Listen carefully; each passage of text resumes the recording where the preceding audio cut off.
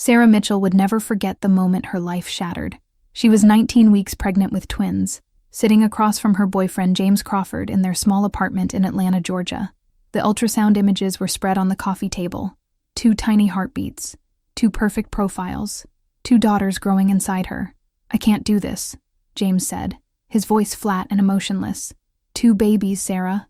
I can barely afford to take care of myself. I'm not ready to be a father, and definitely not to twins." Sarah's hand instinctively moved to her belly, protecting the daughters he was already rejecting. "But we talked about this. When we found out I was pregnant, you said we'd figure it out together. That was before we knew it was twins. 1 baby is manageable. 2? That's double everything. Double diapers, double formula, double sleepless nights. I'm 24 years old. I have my whole life ahead of me. I'm not throwing it away on kids I didn't plan." "You didn't plan, James. We made these babies together. You're just as responsible as I am. Maybe, but I get a choice, and I'm choosing to leave." He stood up, grabbed the bag he'd already packed. Sarah hadn't even noticed it by the door, and walked toward the exit. "Wait, you're leaving right now? Today? There's nothing left to say. I'll sign whatever paperwork you need to terminate my parental rights. But Sarah, I'm not going to be a father to those babies. Find someone else to play house with." He walked out, just like that, 24 weeks pregnant with twin girls, and Sarah was suddenly, devastatingly alone.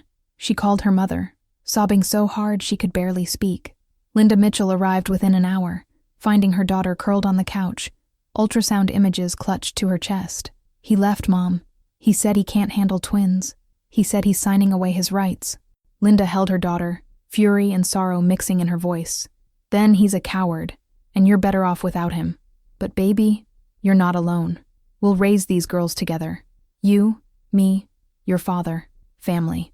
4 months later, Sarah gave birth to Lily and Rose Mitchell, identical twins with dark curly hair and hazel eyes. They were perfect, and James Crawford was nowhere to be found. He'd signed termination of parental rights papers 2 weeks after leaving, legally severing any connection to his daughters. He paid no child support, made no contact, disappeared completely from their lives. Sarah raised her daughters with the help of her parents. Money was always tight. She worked 2 jobs while Linda and her father Robert watched the girls. But they managed. Lily and Rose grew up knowing they had a mother who loved them fiercely, grandparents who adored them, and a father who'd chosen to abandon them before they were even born. On their 10th birthday, Lily asked the question Sarah had been dreading. "Mom, why didn't our dad want us?" Sarah knelt down to look her daughters in the eyes. Lily, the more outspoken twin, and Rose, quieter, but equally curious. "Your father was very young when I got pregnant. He was scared. He didn't know how to be a dad, especially to 2 babies at once, so he made a choice to leave. That choice wasn't about you. It was about him not being ready. But we're 10 now," Rose said softly. "Is he ready now?" "I don't know, sweetheart. We haven't heard from him in 10 years. That night, Sarah did something she hadn't done in a decade. She Googled James Crawford. What she found shocked her. He was married now, living in a wealthy suburb of Miami. He was a successful real estate developer. His social media showed a life of luxury, expensive cars, tropical vacations, a mansion with a pool, and he had a son. A 5-year-old boy named Connor, featured prominently in James's Instagram with captions like, "My little man," and "Best dad ever." Sarah felt rage burn through her chest. James hadn't been too young or too scared to be a father. He'd just been too selfish to be a father to daughters he hadn't planned. But for a son he'd chosen, suddenly fatherhood was possible. She closed the laptop, determined to never tell her daughters about their half-brother or their father's new perfect life. They didn't need to know that James had moved on, built a family, become the father he'd refused to be for them. But 3 years later, everything changed. The girls were 13 when the knock came on their door. Sarah opened it to find James Crawford standing on her porch, looking older, but still recognizable. He wore an expensive suit, drove a Tesla parked in their modest driveway, and carried himself with the confidence of someone who'd never struggled. "Hello, Sarah." She should have slammed the door, should have called the police, but shock rooted her in place. "What are you doing here?" "I need to talk to you. About the girls. Can I come in?" "Absolutely not. You signed away your rights 13 years ago. You have no business being here." "Sarah, please. It's important. It's about Lily." The mention of her daughter's name made Sarah's blood run cold. "How do you even know their names?" I've been following your social media. I know you have twins, Lily and Rose. And I know Lily is special. Sarah's protective instincts flared. Lily was indeed special. Gifted, actually. She'd been identified as intellectually gifted at age 7, was now taking high school-level classes at 13, excelled in mathematics and science. She'd already been approached by talent scouts for elite STEM programs. What does Lily have to do with anything? James took a breath. My wife Melissa and I have been trying to have another child for 5 years. After Connor, she had complications. She can't have more biological children. We've looked into adoption, but Sarah, when I found out about Lily's abilities, I realized she's my daughter, my biological daughter, and I want to be part of her life. Sarah stared at him in disbelief. You abandoned both of them before they were born. You signed away your rights. You disappeared for 13 years. And now you want to be part of Lily's life because she's gifted? I was young and stupid when I left. I've grown up. I'm ready to be a father now. And Lily deserves opportunities I can provide. Private schools, tutors, college funds, connections, things you can't give her working 2 jobs. Get off my property. Sarah, I've already spoken to a lawyer. I can petition the court to reinstate my parental rights. I can argue that Lily deserves a relationship with her biological father, and I have the resources to fight for custody. Custody? Sarah's voice rose. You want to take my daughter? I want to give her opportunities. And yes, if that means joint custody, I'll fight for it. But Sarah, I'm only talking about Lily. Rose she's a lovely girl, but she's not exceptional. Lily needs challenges, opportunities, resources that I can provide. And you can't. The truth hit Sarah like a physical blow. James didn't want to be a father to his daughters. He wanted to claim the successful, gifted one as his achievement. He wanted Lily, but not Rose. You want to take one of my twins and leave the other? Do you understand how devastating that would be? Rose will be fine with you, but Lily needs more. And I'm her father. I have a right. You have no rights, Sarah shouted. You signed them away. And I will fight you with everything I have before I let you tear my daughters apart. She slammed the door in his face. Then she sank to the floor and called her lawyer. The legal battle was about to begin. James Crawford wanted his daughter back, but only the gifted one. Only Lily. And he had the money, the lawyers, and the determination to try to take her. Sarah had to protect both her daughters, from a father who'd abandoned them, from a system that might favor his wealth over her love, and from the devastating possibility that the twins might be separated by a man who saw children as trophies rather than people. 2 weeks after James's unexpected appearance, Sarah sat in her lawyer's office with documents spread across the desk. Attorney Rachel Torres reviewed the petition James had filed with grim determination. He's arguing that he terminated his rights under duress, claims he was young, financially unstable, and pressured into signing away his parental rights. He's asking the court to reinstate them based on changed circumstances. Changed circumstances? Sarah asked. He got rich and decided he wants one of his daughters back? Essentially, yes. But Sarah, the law does allow for reinstatement of parental rights in exceptional cases.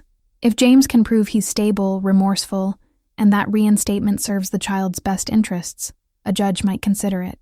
But he only wants Lily, not both of them. He literally told me Rose is not exceptional, so he's not interested in her. How is that serving anyone's best interests? Rachel leaned forward. That's our strongest argument. Family courts prioritize keeping siblings together, especially twins. We'll argue that any custody arrangement that separates Lily and Rose is psychologically harmful. We'll bring in expert testimony about twin bonds, about the damage of favoring one child over another. Can he actually win? Can a judge really give him custody after he abandoned them for 13 years? It's unlikely he'd get full custody. But partial custody? Visitation rights? That's possible, especially given his financial resources and the fact that Lily is gifted. He'll argue he can provide educational opportunities you can't. Sarah felt sick.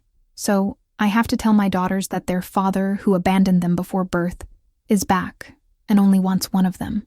We need to tell them before James does. And Sarah, we need to prepare Lily and Rose for what's coming. This is going to be traumatic for both of them. That evening, Sarah sat both twins down. At 13, they were old enough to understand, but Sarah wished she could protect them from this truth forever. Girls, I need to tell you something about your father, James Crawford.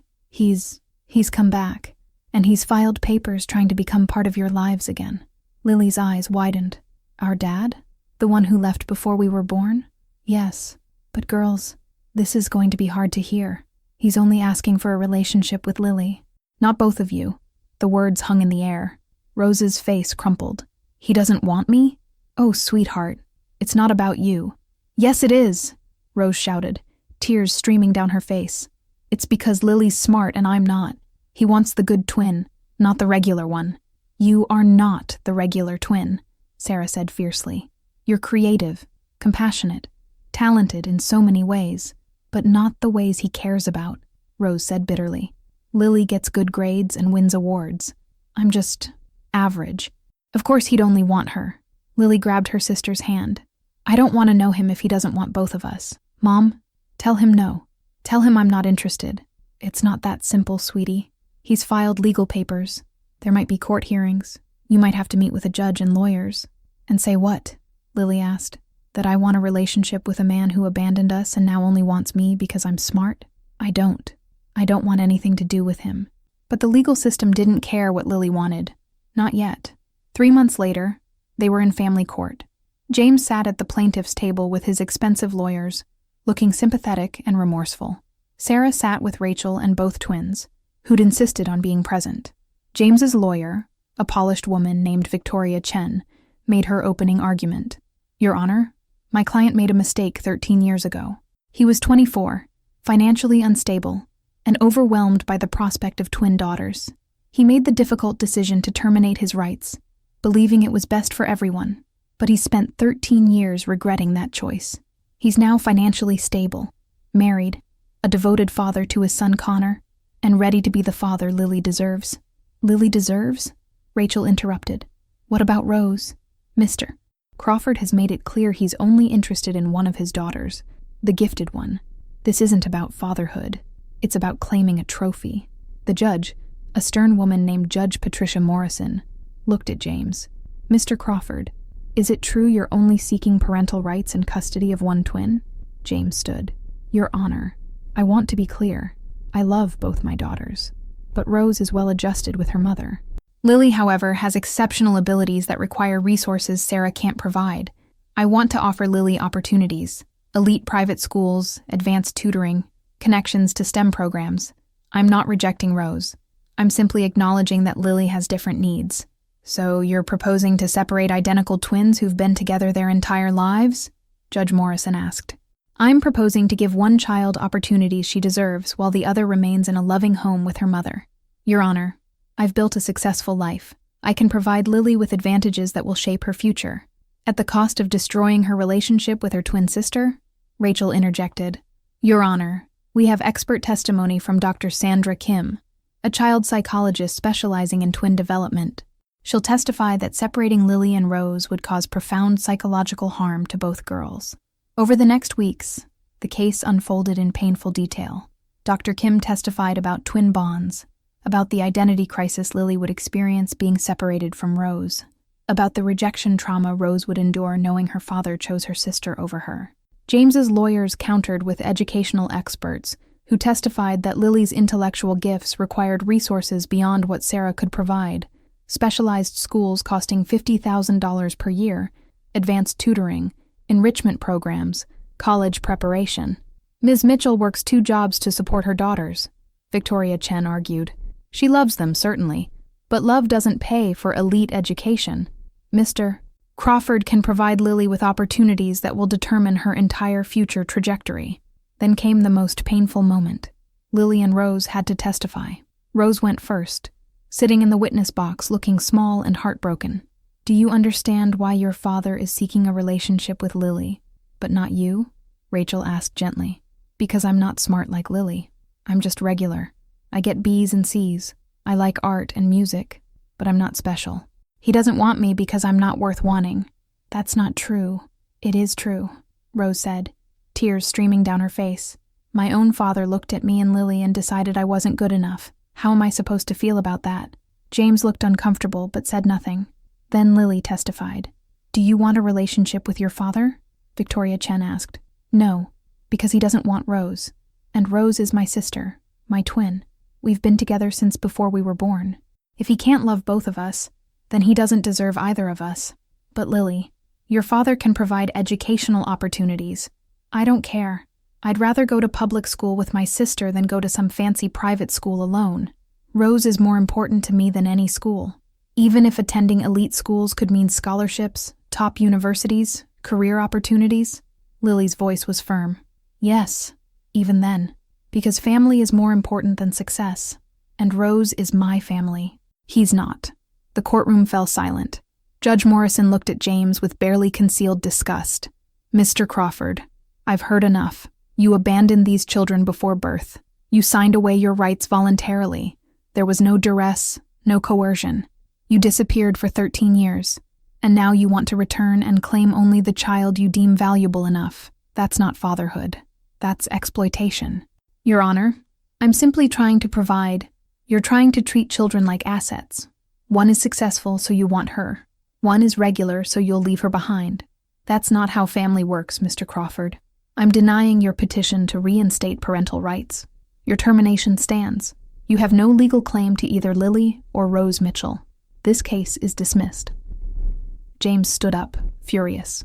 Your Honor, I have a constitutional right. You had rights. You signed them away.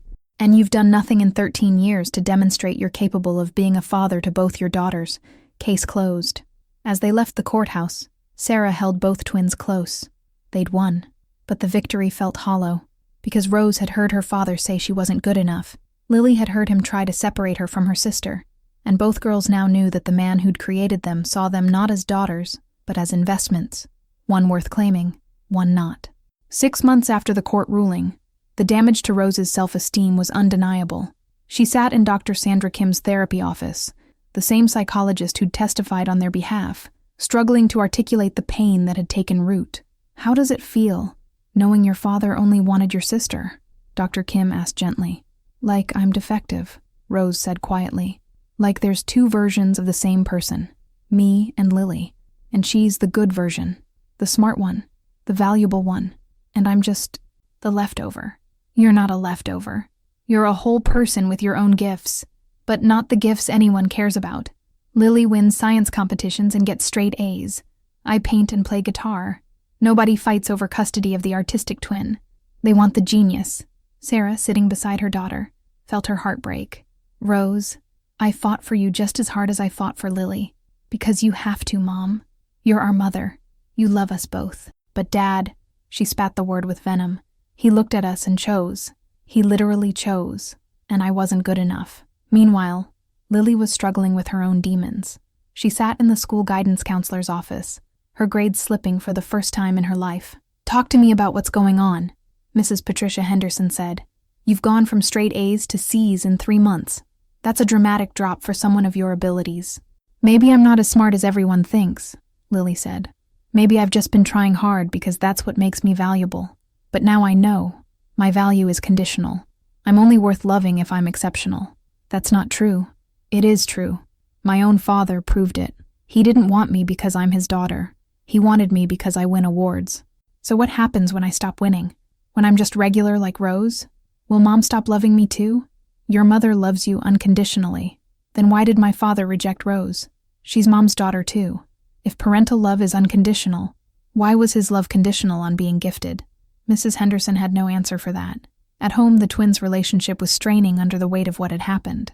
One evening, Rose exploded at Lily over something trivial, borrowed clothes, but it wasn't really about clothes. You don't get it, Rose shouted.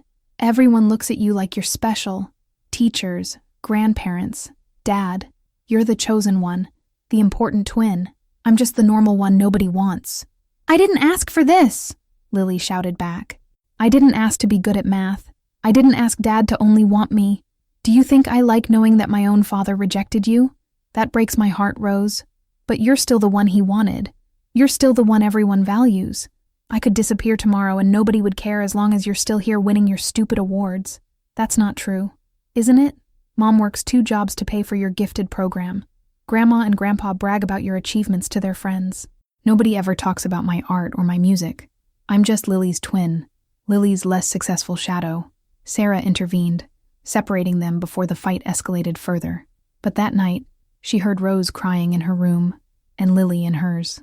The court case was over. but the damage James had inflicted was tearing her daughters apart. Then the harassment began. James started showing up places he shouldn't be. At Lily's gifted program on Saturday mornings, watching from his car.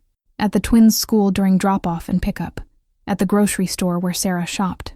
He's not violating the court order, Rachel explained when Sarah called in a panic. The judge denied him parental rights, but there's no restraining order. He's not making contact with the girls, not approaching them. He's just present. He's stalking us. He sits in his Tesla outside the gifted program and watches Lily through the window. She's terrified. Rose refuses to go anywhere alone because she's afraid he'll show up. We can file for a restraining order based on harassment. But Sarah, we'll need documentation. Photos, dates, witnesses. Sarah started documenting everything. Photos of James's car parked outside their activities. Screenshots of him appearing in the background of the twins' public social media posts. Witness statements from teachers who'd seen him lurking. Then James made a mistake. He approached Lily directly. It happened after her Saturday gifted program. Lily walked out with friends, and James was suddenly there, blocking her path to Sarah's car. Lily, please, I just want to talk to you for a minute. Lily froze, terrified. Her friends pulled out their phones, recording. I don't want to talk to you, Lily said, her voice shaking. You're not my father. The court said so. The court was wrong. Lily, I'm trying to give you opportunities. I have connections at the best private schools. I don't care. You rejected Rose. You looked at my sister and decided she wasn't worth knowing. What kind of person does that? I'm not rejecting Rose. I'm simply acknowledging that you two have different needs. We're twins. We have the same needs, to be loved and valued equally. Something you apparently can't do. Sarah appeared then, phone already dialing 911. James, step away from my daughter right now or I'm calling the police. I'm her father. No, you're not. You're a man who signed away his rights and is now harassing minors. Step away. James looked at the crowd of parents filming him, realized he'd made a critical error and backed off, but the damage was done. Sarah now had video evidence of him directly approaching Lily against her explicit refusal. The restraining order was granted 1 week later. James Crawford was prohibited from coming within 500 feet of Sarah, Lily, or Rose Mitchell. Violating it would result in immediate arrest. But the psychological damage persisted. Rose's therapist diagnosed her with depression and anxiety stemming from paternal rejection. She started medication and intensive therapy, but the core wound remained. She believed she was less valuable than her twin. Lily developed severe performance anxiety. She began having panic attacks before tests, afraid that any academic slip would prove she wasn't worthy of love. Her grades continued to drop, and her teachers grew concerned. She's put enormous pressure on herself to be exceptional, Dr. Kim explained to Sarah, because she's internalized the message that her worth is tied to her achievements. She's terrified that if she's just regular, she'll be rejected like Rose was. But I love them both equally, Sarah said desperately. I've told them 1,000 times, and they believe you. But James Crawford taught them that parental love can be conditional. That's a lesson that's hard to unlearn, even with a mother who demonstrates unconditional love daily. Sarah felt the weight of James's cruelty settle on her shoulders. He'd abandoned his daughters before birth, reappeared only when one proved valuable to him, rejected the other publicly, and now his actions were destroying both girls' mental health from afar. 1 year after the court case, Sarah made a decision. She was moving the family to Oregon, far from James, far from Atlanta, far from the memories of abandonment and rejection. We're starting over, she told the twins. New city, new schools, new opportunities for both of you. Rose, there's an arts magnet program in Portland that's nationally recognized. Lily, there are gifted programs there too. But honey, if you want to just attend regular school with your sister, that's okay too. Really? Lily asked. I don't have to be in gifted programs? You never had to. That was your choice, and I supported it. But if the pressure is too much, you can step back. Your worth isn't tied to your grades. Rose looked up with hope in her eyes for the first time in months. An arts program? For real? For real. Where your painting and music are valued just as much as Lily's science projects. Where you're not just Lily's twin, but Rose, the talented artist. The move took 3 months to organize. Sarah found a job. Her parents reluctantly agreed to visit often, and the twins said goodbye to the only home they'd ever known. On their last day in Atlanta, Rose stood in her empty bedroom and said quietly, I'm glad we're leaving. Maybe in Oregon, I can figure out who I am without him in my head, telling me I'm not good enough. You are good enough, Lily said, taking her sister's hand. You always have been. He was wrong about you. And honestly, he was wrong about me too. I'm not some trophy to be claimed. I'm just Lily, your twin. That's all I want to be. They hugged, two 13-year-old girls who'd been wounded by a father's conditional love, learning to heal in a new place where they could redefine themselves. 3 years after moving to Portland, 16-year-old Lily and Rose Mitchell were thriving in ways they never had in Atlanta. Rose had found her calling at the Pacific Arts Academy, where her paintings had been featured in youth exhibitions, and her guitar playing earned her a spot in a competitive jazz ensemble. Lily had made the deliberate choice to attend regular public school with Rose, taking advanced classes, but no longer defining herself solely by academic achievement. They were learning to be individuals while maintaining their twin bond. Rose had cut her hair short and dyed it burgundy, a visible marker of her separate identity. Lily kept her hair long and natural, embracing a quieter, less pressured version of herself. They had different friend groups, different interests, different dreams. I want to study art therapy, Rose told their family therapist, Dr. Elena Martinez, during one of their maintenance sessions. Help other kids who feel rejected or not good enough. Turn my pain into purpose. And you, Lily? Doctor, Martinez asked. Maybe environmental science, or teaching. Something meaningful but not high pressure. I don't need to be exceptional anymore. I just want to be happy and helpful. Sarah watched her daughters with pride. They'd survived James Crawford's cruelty and come out stronger. The wounds hadn't disappeared, but they'd healed enough that both girls could envision futures not defined by their father's rejection. Then the letter arrived. It wasn't from James. It was from his son, the twins' half-brother, Connor, now 8 years old. The letter was clearly written by a child, with uneven handwriting and misspellings. Dear Lily and Rose, my name is Connor Crawford. I'm your brother. Dad told me about you. He said you don't want to know him, but maybe you want to know me. I always wanted siblings. I have a picture of you from when you were babies. You look like me a little. I don't know why Dad left before you were born. He said he made a mistake. But I think maybe we could be friends even if you're mad at him. I live in Miami. Maybe we could video chat sometime. Your brother, Connor, attached was a school photo of a gap-toothed 8-year-old with dark curly hair and hazel eyes, the same features the twins shared. He looked sweet, innocent, completely unaware of the complicated history between his father and his half-sisters. He's 8, Rose said, staring at the photo. He didn't do anything wrong. This isn't his fault. But Dad's using him, Lily said. This is another manipulation.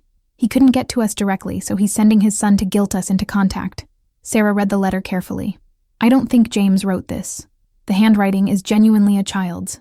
The tone is innocent. I think Connor really did write this himself. So what do we do? Rose asked. Ignore an 8-year-old who just wants to know his sisters? Or open the door to Dad worming his way back into our lives? Lily countered. They brought the letter to Dr. Martinez, who helped them think through the implications. Connor is an innocent party in your father's mistakes, Dr. Martinez said. He's your half-brother, and he has a right to know you if you choose to let him. But you also have a right to protect yourselves from further harm by your father. The question is, can you have a relationship with Connor without it becoming a vehicle for James to reinsert himself into your lives? After days of discussion, the twins decided to respond, but with strict boundaries. Sarah drafted the letter with them. Dear Connor, thank you for writing to us. You're right that you're our brother, and we're glad you reached out. We'd like to get to know you too. But we need you to understand something. We don't have a relationship with our father, and we don't want one. If we talk to you, it can't involve him. This would be just between you and us. We're 16 now, old enough to make our own decisions about who we want in our lives. If your parents are okay with you having a relationship with us that doesn't include our father, we'd like to try video chatting. Your half-sisters, Lily and Rose. 2 weeks later, they had their first video call. Connor appeared on screen, nervous and excited, with his mother Melissa sitting beside him to supervise. Hi, Connor said, waving enthusiastically. You really do look alike. Are you identical twins? We are, Rose said, smiling despite her wariness. How old are you, Connor? 8. Well, almost 9. My birthday is in 2 months. He held up a toy robot. Look, I built this at school. Dad says you're really smart, Lily. Did you build robots when you were 8? Lily's smile tightened at the mention of James. I did science projects, yeah. But your robot looks way cooler than anything I made. They talked for 20 minutes. About Connor's school, his interests, his favorite video games. He was sweet, funny, completely unaware of the pain his father had caused. Melissa stayed in the background, silent, but attentive. When Connor ran off to show them his room, Melissa spoke for the first time. "Thank you for giving him this chance. James didn't ask me to send that letter. Connor found old photos and wanted to reach out himself. James doesn't know about these calls." "He doesn't?" Lily asked, surprised. "No, and I think it's better that way. James has a complicated relationship with you girls. I'm not defending what he did, leaving your mother pregnant, trying to claim only Lily years later. But Connor deserves to know his sisters without that baggage." "Does Connor know what his father did to us?" Rose asked. "He knows James wasn't in your lives when you were young. He doesn't know the details. He's only 8. But when he's older, he'll need to understand the truth about his father. For now, I just want to give him the sibling connection he's always wanted." Over the next year, the twins developed a genuine relationship with Connor. Monthly video calls became weekly. They sent him birthday presents. He sent them drawings and school projects. He was their little brother, innocent, loving, and untainted by James's cruelty. But James found out. 17-year-old Lily was at her locker before first period when her phone buzzed with an unknown number. Against her better judgment, she answered. "Lily, it's James, your father." Her blood ran cold. "I have a restraining order against you, which only applies in Georgia. You're in Oregon now. Different state, different jurisdiction." "And Lily, I know you've been talking to Connor. Thank you for giving him that gift. He adores you and Rose. How did you get this number?" "Connor's iPad. I monitor his messages. Lily, I'm not calling to cause problems. I'm calling to say thank you. You could have rejected him out of anger at me, but you didn't. That shows maturity and kindness. I didn't do it for you. I did it for him. He's 8 years old, and he didn't do anything wrong. I know, and that's exactly my point.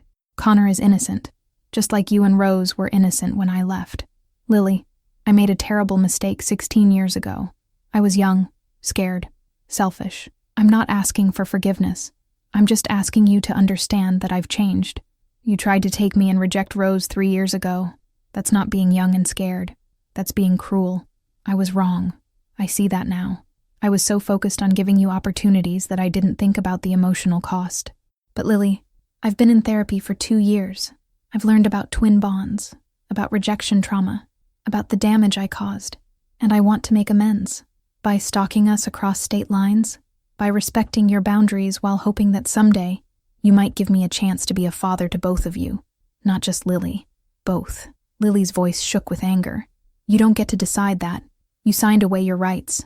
You abandoned us. You rejected Rose in front of a judge. And now you want to be dad because it's convenient? Because I'm ashamed. Because I'm trying to be better. Lily, I'm asking for a chance. You had a chance. 16 years of chances. You chose not to take them. Goodbye, James. She hung up and immediately told Sarah, who filed for a new restraining order in Oregon. But the damage was done. James knew where they were, had their phone numbers, and wasn't giving up. The harassment started again. Not as overt as before, but present. James sent letters through Connor, just notes from Dad to his daughters, that Connor innocently passed along during video calls. He showed up in the background of Melissa's video calls with Connor, always just visible enough to remind them he was there. We need to stop talking to Connor, Lily said during a family meeting. Dad's using him to get to us. But Connor doesn't deserve that, Rose protested. He's our brother, and Melissa tries to keep James out of it. She's not trying hard enough, Lily said. Every call, Dad is somewhere in the background. Every letter Connor sends has Dad's influence in it. This isn't a genuine relationship with our brother. It's James manipulating an 8-year-old to get access to us, Sarah intervened. We need to set firmer boundaries with Melissa. Either James stays completely out of Connor's relationship with you girls, or the relationship can't continue. Melissa, when confronted, was tearful but understanding. I've tried to keep James separated, but he's Connor's father. He lives in our house. I can't completely exclude him from Connor's life. Then we can't continue the calls, Lily said firmly. I'm sorry, Melissa.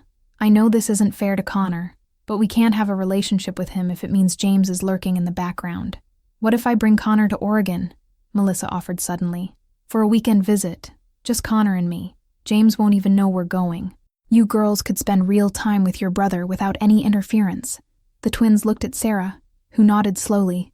That could work, but Melissa, if James finds out and shows up, we're calling the police. I have a restraining order being processed, and I will enforce it. Agreed. This will be just Connor and me. James won't know. 2 months later, Melissa and Connor flew to Portland for a long weekend. The twins picked them up at the airport, and Connor's face lit up when he saw them in person for the first time. You're real, he said, hugging both of them. I mean, I knew you were real, but actually here real. They spent the weekend showing Connor Portland, the Japanese garden, Powell's bookstore, a hike in the Columbia River Gorge. Connor chattered nonstop about school, his friends, his robot collection. He was funny, sweet, and completely at ease with his half-sisters. On the last evening, as they ate pizza in Sarah's small house, Connor asked the question that had clearly been bothering him. Why don't you guys talk to Dad? I know he wasn't around when you were little, but he's trying now. He talks about you all the time. He says he made mistakes and wants to fix them. Lily and Rose exchanged glances. This was the conversation they'd been dreading. Connor, Rose said gently, what has your dad told you about us? About why he wasn't around? He said he was young and scared when you were born, that he didn't think he could be a good dad, so he left. But now he's older and wants to try. That's partially true, Lily said. But there's more to the story. When we were 13, Dad came back, but he didn't want both of us. He only wanted me. Connor's face scrunched in confusion. What do you mean only you? He told our mom that I was special, because I got good grades, and Rose was just regular. He wanted to have a relationship with me, but not with Rose. He tried to take me to live with him and leave Rose behind. That doesn't make sense, Connor said. You're twins. You're like a package deal. You can't just take one. Exactly, Rose said. But that's what he tried to do. And Connor, it really hurt me. My own dad looked at me and decided I wasn't good enough to know. Connor's eyes filled with tears. But that's not fair. Rose, you're awesome. You showed me your paintings on the video calls. They're so cool. And you play guitar. How are you not good enough? I'm not good enough by Dad's standards. He only wanted the smart twin, the one who could make him look good. Connor looked devastated. Is that why you don't want to talk to him? Because he was mean to Rose? That's a big part of it, Lily said. Family means loving everyone, not just the people who make you proud. Dad chose wrong, and we can't forgive that. But he's different now, Connor said desperately. He says he loves you both. He has pictures of you in his office. Pictures from when we were babies, Rose said gently. Pictures from before he decided I wasn't worth knowing. Connor, we love you. You're our brother and we want to be in your life, but we can't have a relationship with your dad. Not after what he did, Connor cried. Melissa comforted him, and the twins realized that even trying to protect their half-brother from their father's cruelty was impossible. James's actions had consequences that rippled through all his children's lives.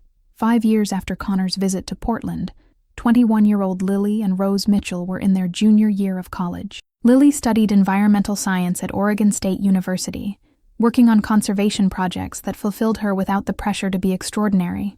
Rose attended the Pacific Northwest College of Art, her paintings now selling in local galleries and her art therapy certification in progress. They lived together in a small apartment near campus, having maintained the twin bond that James Crawford had tried to fracture. They'd become whole people, no longer defined by their father's rejection, but shaped by their mother's unwavering love and their own resilience. Then Connor called. He was 13 now, his voice deeper, his perspective more mature. Lily, Rose, I need to talk to you about Dad. They put him on speaker, bracing themselves. I confronted him, Connor said, his voice shaking. About what he did to you. About trying to take only Lily. About abandoning you before you were born. I've known the full story for a couple years now. Mom finally told me when I was 11, but I waited to say something to Dad until I was old enough to really understand what he'd done. What did he say? Rose asked. He cried. He said he's been carrying the guilt for 16 years. He said he was a different person back then. Selfish, immature, terrified of responsibility. He said when he found out you were twins, he panicked because he could barely imagine taking care of one baby, let alone 2. That doesn't excuse abandoning us, Lily said. I know. I told him that. But Rose, Lily, he also said something that I think you need to hear. He said when he came back when you were 13, he wasn't actually trying to replace you, Rose. He thought he was giving Lily opportunities you didn't need. He genuinely believed he was helping. By rejecting me? Rose's voice was tight with old pain. No, by being stupid and not understanding that you can't separate twins like that. Dad's not a psychologist. He's just a guy who made terrible decisions thinking they were practical. He said he didn't realize until the court case, when he heard you testify about feeling worthless, how much damage he'd caused. And Rose, he said listening to you say you weren't good enough was the worst moment of his life. Rose laughed bitterly. He has a funny way of showing remorse. He stalked us for years. He knows. That's what I'm trying to tell you. He went to therapy after you moved to Portland. Like serious therapy. Twice a week for 3 years. He's been diagnosed with attachment disorder from his own childhood. His dad abandoned him when he was 6. He's been repeating patterns he didn't even understand. Connor, Lily said gently, we appreciate you trying to help. But having a diagnosis doesn't undo 16 years of abandonment. It doesn't erase what he did to Rose. We've moved on. We've built good lives without him.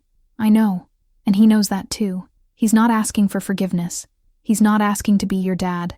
He's just asking if there's any way at all, that you'd be willing to hear him apologize. In person. One time. The twins looked at each other. They'd spent years in therapy processing James's rejection. They'd built identities separate from his cruelty. They'd forgiven themselves for the damage his choices had caused. But they'd never heard him actually apologize. Let us think about it, Rose said finally. We'll call you back in a few days. After Connor hung up, Lily and Rose sat in silence. Do you want to see him? Lily asked. Part of me does, Rose admitted. The part that's still 13 years old and wondering why I wasn't good enough. But the adult part of me, the part that's healed, knows that seeing him won't change anything. He can apologize, but it won't give me back the years I spent believing I was worthless. So we say no? I think we say yes, Rose said slowly. Not for him, for us. So we can look him in the eye and tell him exactly what he stole from us. And then we can walk away, knowing we gave him nothing. No forgiveness, no relationship, no power over our lives. Just the truth. 3 weeks later, James Crawford sat across from his daughters in a neutral location, a conference room at a Portland hotel, with a mediator present to ensure the meeting stayed civil. He looked older, graying at the temples, lines around his eyes, the polish of wealth but the exhaustion of guilt. Thank you for coming, he said quietly. I know I have no right to ask for your time. You don't, Lily agreed. But we came because Connor asked us to.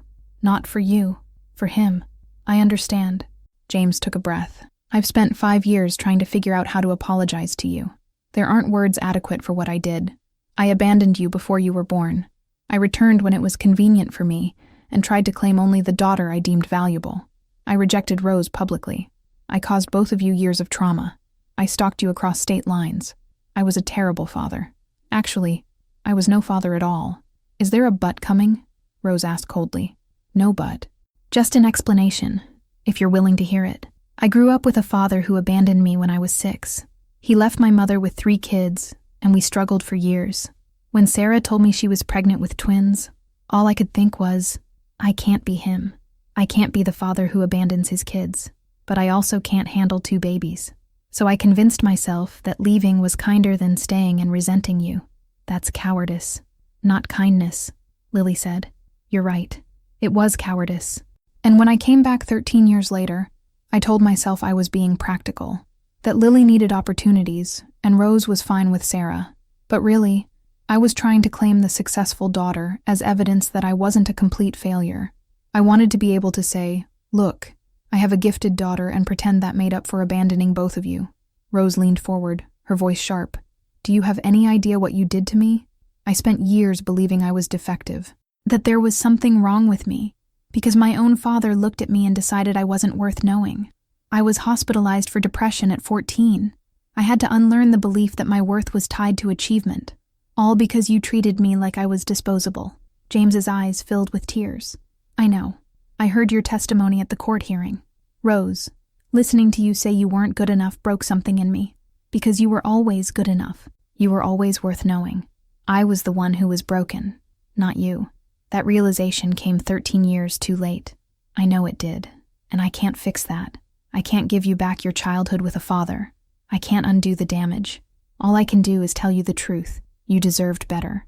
Both of you deserved a father who loved you unconditionally from the moment he knew you existed. I failed you, and I'm sorry." The room was silent, except for the hum of the ventilation system. Finally, Rose spoke. "I spent years waiting to hear you say that, hoping that if you apologized, if you explained, somehow it would heal the wound. But now that I'm hearing it, I realize it doesn't change anything. You're sorry. Okay. But I'm still the person who grew up without a father.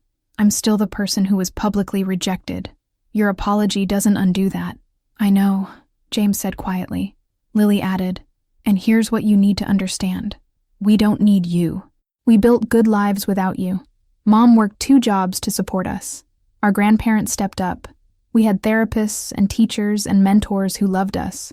We're successful, happy, whole people despite you, not because of you. So if you're apologizing, hoping for a relationship, you're wasting your time. I'm not. I'm apologizing because you deserve to hear it, not because I expect anything in return." Rose stood up. "Good, because you're getting nothing. No forgiveness. No relationship. No place in our lives. Connor is our brother and we love him. But you're just the man who donated DNA. That's all you'll ever be. I understand. Do you?" Rose's voice rose. "Because you keep showing up. You kept trying to insert yourself into our lives for years. So let me be absolutely clear. This is the last time we ever speak. After today, you don't call, you don't write, you don't show up where we are, you don't send messages through Connor, you don't try to friend us on social media. You stay out of our lives completely. If you truly feel guilty about what you did, you'll respect that boundary." "I will," James said. "I promise. This is goodbye." Lily and Rose walked out of the conference room without looking back.